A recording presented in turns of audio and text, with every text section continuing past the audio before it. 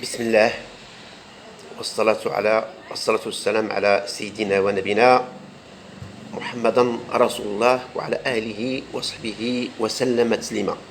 قصة قصة غريبة من نوعها جرت ما بين الحسن الثاني الله يولي برحمة الله والهواري بومدين.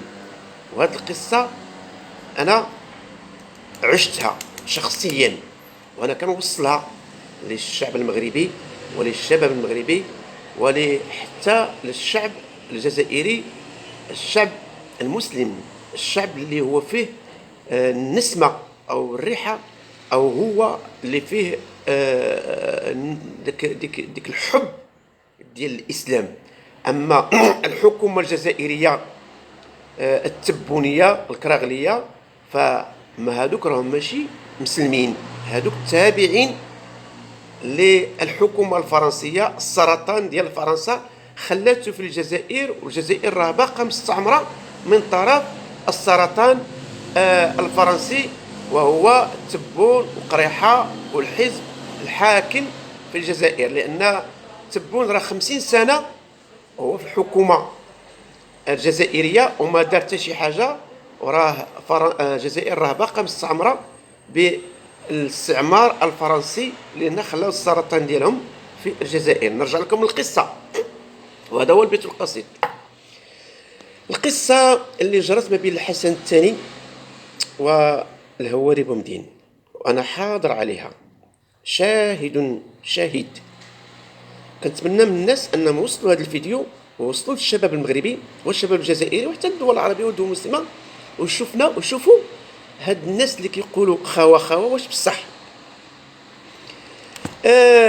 كانوا في مدينة طنطان كانوا كيصوبوا الناس ديال اوروبا، ما عرفتش من الدوله هذه، كانوا كيصوبوا ديك الميناء ديال طنطان، وكانوا تما المهندسين والعمال ديال الدول الاجنبيه.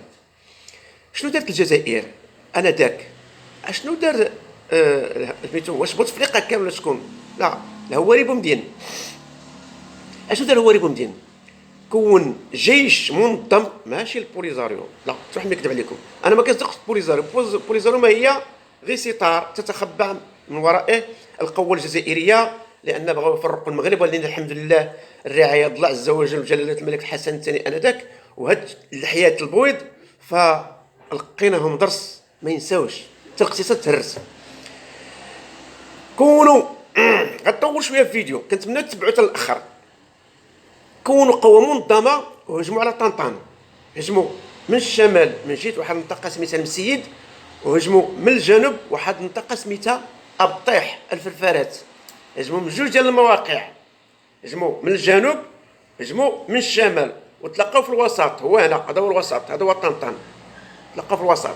يعني هذا هو التخريب، غادي يعوروا العينين ويشدوا الوجه ويخسروا الوجه ديال المغرب، حتى يخرجوا الناس ديال طنطان مازحين في الشوارع ويعتقلوا ويحتزوا ديك الرعايه الاجانب، ويشوهوا السمعه ديال المغرب. فاذا هجموا دخلوا لطنطان مع الجوج النهار، دخلوا مع 11، يا ربي دخلوا مع 11 وخرجوا حتى الجوج. قتلوا الاطفال وداو الراجل كان ديال العرس، هو داو العروسه والعريس وقتلوا. فكان تدخل هاد الضعفاء، كانت واحد تدخل السارع المغربي لا عندها نظريه اخرى. وباختصار لقيناهم دروس، اللي هرب فيهم هرب، واللي شديناه. من بعد جاء جلاله الملك حسن الثاني فكر باش يبني حزامات امنيه على مراحل، وبدا من الحزام الامني الاول اللي تبدا في الصحراء المغربيه. الحزام الامني تبدا من ابطيح للسماره، باش ما بقاوش يجمعوا على طنطان وعلى العيون وعلى هاد المناطق. خصها تدخل نعملوا لها واحد الحزام باش طنطان يبقى لداخل والعيون تبقى لداخل، الباقي حنا غنتبعوا مرحله حتى المحبس. كاينه واحد المنطقه سميتها راس الخنفره، وسميتها راس الحميرات. راس الحميرات وراس الخنفره، هاد المناطق هذه فيها الشعابي، فيها الودان والارض مواطيه، وهنا كيبغوا لان كيضربوا ويهربوا، هنا في استغلوا. فاذا به حنا بغينا نصوبوا هذا الحزام، جاب المغرب جاب القوه ديالو، قوه بسيطه جاب القوه ديالو كتكون من جوج ديال الفيالق، ومن بعد ما غاديش نقول داك الشيء بالتفاصيل. اسلحه على قد الحال، حنا متثبتين بالله عز وجل، وهذه كنت فيها انا وماشي غير انا، الحزامات الامنيه كلها حضرت فيها. فاذا به الجزائر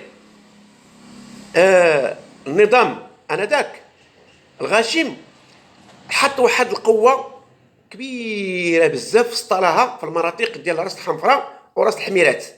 راس الخنفره وراس الحميرات تسطلت هذه القوه بواحد القوه كبيره بزاف، دبابات، اسلحه فتاكه، اسلحه يعني ان فوا ينزل الصاروخ حتى الى ما جات فيك الضربه وشميت داك الريحه غتدوخ وتطيح وتنعس. كيماوي او نووي او شي سميت بحال الطريقه. حنا كنحدوا مواقع فين كتسطلاو الاسلحه، فين كيتمركزوا. حسن الثاني الله يولي برحمه الله عيط للبومدين قال له الله يخليك، هاد الارض ديالي دخلتي لي تل تل تل تل تل ضواحي تل تل ابطيح ضواحي طنطان، ديك الاضرحه ديالي. دابا هاد الجيش اللي غادي يموت لا من طرفي ولا من طرفك، على ما نحسبوه، على ما التقليد ديالو.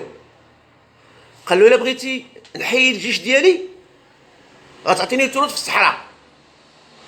حسن الثاني قال له واخا نعطيك ثلث في الصحراء، حيي الجيش ديالك باش ندوز الحزام الامني ديالي. غداره يا خويا، غداره ما حيدوش. حنا كنحددوا كيفاش مسطاليه القوه الجزائر، كيفاش متمركزه، الشعبي، الودان، اللي طالب فيك النقص، كيفاش شحال المسافه ديالها، القوه الضاربه كنتبون فين عندها. حنا قريناها مزيان بالتجسس بلي زنكرير، كنمشيو على الارض كنتخفى، كتولي بحال الضبع، كتولي بحال شي حاجه، كتغير الطبيعه ديالك وكتقرب. والله الا حدايا بيني وبينه تقريبا 10 المترو، كيفاش كيتسطل ما شافنيش. هذه طريقه كنقراوها في القتال، وكنهز الراديو كنقولوها فين كاينه. المهم حنا داك الشيء كله دققناه تدقيق. كان حوار مع جلاله الملك الله يولي برحمه الله حسن الثاني. انا كنقولها، اسمعوا الجنرالات، عفوا اسمعوا الوزاره، اسمعوا الحكومه المغربيه، اسمعوا خنوش، اسمعوا مسير المغرب. كانت حوارات ما بين جلاله الملك الحسن الثاني في الترانسميسيون في الراديو، في المواصلات اللاسلكيه، حوارات ما بين جلاله الملك الحسن الثاني والضباط انذاك. غادي نقول منهم جوج ديال الضباط، جوج اللي غادي نقول، الكولونيل العابدي الله يولي برحمه الله والكولونيل الغجدامي، هاد الجوج، وباقي ضباط اخرين ما نقول السميه ديالهم. كان حوارات. اش كيقول له الغجدامي؟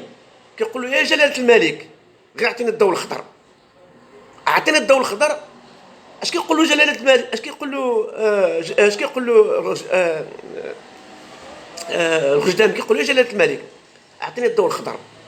القوه الجزائريه راه عندي فيها عندنا اكثر من درس بن عمر، حنا كنعرفوهم. اش كيقول له جلاله الملك؟ كيقول له شوف ما تعجلش، ما تعجلش، يعني انا ما نبغيش يضيع لي جندي او تضيع لي الصحراء، ولا ضاعت لي جندي والصحراء ضاع لي الشعب، ضيعت المغرب. هاد المسائل هادي قال له يا جلالتك حنا حربيين وانت سياسي، وهنا غادي نجمعوا الخطوط نمشيو بخط واحد، عطينا الضوء الخضر. قال لهم كاين ما بيننا وبينهم 3 كيلومتر، هو راه كيبروغريسيو عندنا وحط الاسلحه ديالهم وعندهم السلاح ديال الروس وعندهم السلاح ديال الثاني والمسافه وكذا، عندهم مصيبه كحله، وداك الشيء كله غيكون عندنا حنا في رجاء. قال له كيقول جلاله الملك راه القوه، كيقول له شوف اعطيني الضوء الاخضر. قال له شوف غدا مع 8 الصباح راه غنعطيك الضوء الاخضر. هذا وعد من الملك للضباط ديال الجيش في الصحراء. قال له غدا مع 8 راه غنوعدك باش ديروا هجوم على ديك الجيش الجزائري اللي متمركز في راس الخنفره وفي راس الحميرات. اخذ الكلمه، وديك الساعه هذيك دار اجتماع للجنود ومنهم كنت انا. قلنا جلاله الملك غيعطينا الضوء الخضر غدا ان شاء الله مع 8. حنا غنتحركوا في 11 الليل على الرجل حتى نوصلوا حداهم، وديك الساعه نضربوهم بالاسلحه بالصواريخ من الفوق ونحبسوا. ديك الساعه غتدخلوا نتوما على الرجل، ما عندنا غرض. درنا الديبار ب 11 الليل على الرجل.